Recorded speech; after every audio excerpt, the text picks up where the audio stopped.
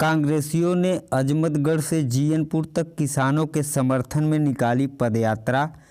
कहा नहीं चलेगी अडानी अंबानी की सरकार। आजमगढ़ सगड़ी तहसील क्षेत्र के अजमतगढ़ बाजार से जीयनपुर पार्टी कार्यालय तक 4 किलोमीटर लंबी पदयात्रा किसानों के समर्थन में कांग्रेस कार्यकर्ताओं द्वारा निकाली गई, जिसमें लोगों से तानाशाह सरकार को उखाड़ फेंकने का आह्वान किया गया। बता दें कि किसानों के समर्थन में सोमवार को अजमतगढ़ गोगा भिक्खी शाह की मूर्ति के पास दर्जनों की संख्या में कार्यकर्ता एकत्रित हुए एवं राष्ट्रगान करने के उपरांत हाथों में बैनर झंडा लेकर नारे लगाते हुए अडानी अंबानी की यह सरकार नहीं चलेगी आदि नारे लगाते हुए लोगों से आह्वान करते हुए चौक पर पहुंचे। वहां से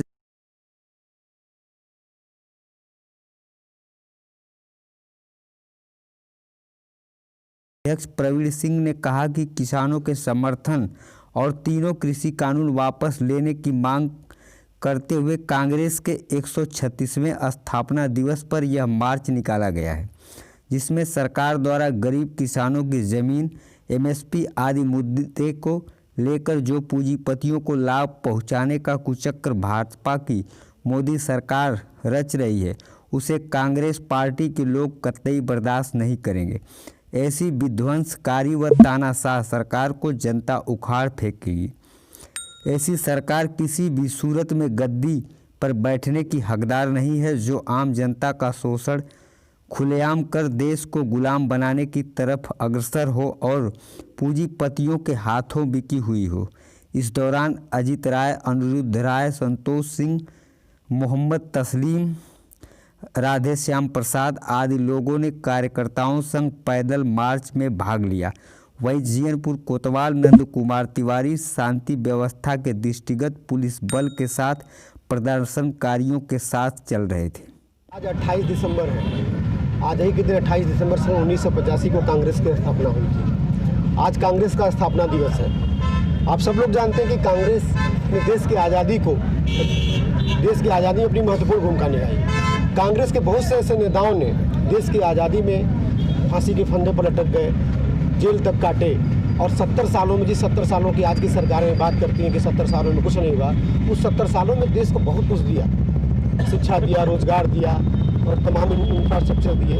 आज स्थापना दिवस के अवसर पर जिस लोकतंत्र को हमने बनाया था, जिस संविधान को हमने बनाया था, उस संविधान की जो मूल भावना थी, जब से भारतीय जनता पार्टी की सरकार बनी लगातार अपमान कर रही है।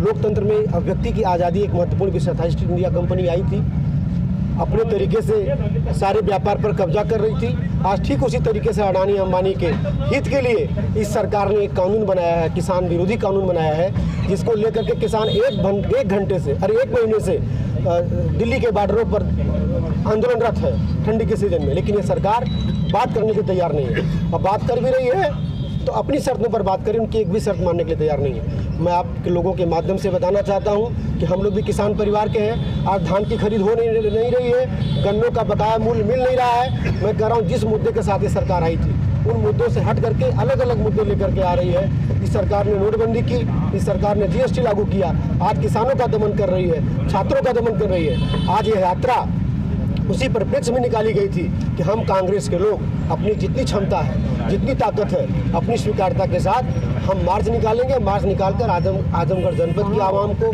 जीयनपुर की आवाम को ये बताने का प्रयास करेंगे कि जो 3 कानून पारित किया है मोदी सरकार ने, किसान विरोधी है, उद्योगपतियों के हित में है, आपका हित है। जिस तरह जियो आया और आज आपको लग रहा है कि जियो प्रतिस्पर्धा का पार्ट है, उसी तरीके से किसान विरोधी बिल आज आपको कुछ पल के लिए भले अच्छा लगे, आने वाले समय में ये विध्वंसक होगा, आपके अधिकारों का हनन करेगा, आपके जो है कहीं से आपकी जो क्षमताएं हैं उस पर निष्पक्षता नहीं रहेगी। उसी क्रम में हम लोगों ने मार्च निकाला है और हमारे कांग्रेस के वरिष्ठ नेता अनिरुद्ध राय के घर पर हम लोगों ने समापन किया।